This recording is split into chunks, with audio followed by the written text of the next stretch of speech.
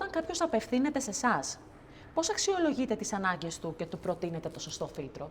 Παίρνουμε ένα δείγμα νερού, αν δεν μπορεί να πάει ο τεχνικός άμεσα σε μια εβδομάδα, και παίρνουμε το νερό του, του κάνουμε χημική και μικροβιολογική ανάλυση, το μετράμε και εδώ στην εταιρεία μας με τα όργανα μέτρησης που έχουμε και ξέρουμε τι νερό έχει στη βρύση του και ποιο φίλτρο, ποιο μηχανισμό, ποιο σύστημα καθαρισμού νερού, αναλόγως ποιες ανάγκες θέλει να καλύψει ο πελάτης μας και του προτείνουμε την τεχνολογία που πάει. Πολύ απλά. Πρώτα κάνουμε ανάλυση στο νερό και μετά του προτείνουμε την τεχνολογία που πάει. Είμαστε λοιπόν δείγμα νερού σε ένα μπουκάλι, που όπως βλέπετε και πίσω είναι άπειρα τα δείγματα και μετρήσεις από την κάθε περιοχή και μετά λοιπόν του λέμε εμείς, αφού έχουμε πάρει τη γνώση από τους τεχνικούς μας, ποια συστήματα καθαρισμού καλύπτουν τις ανάγκες του.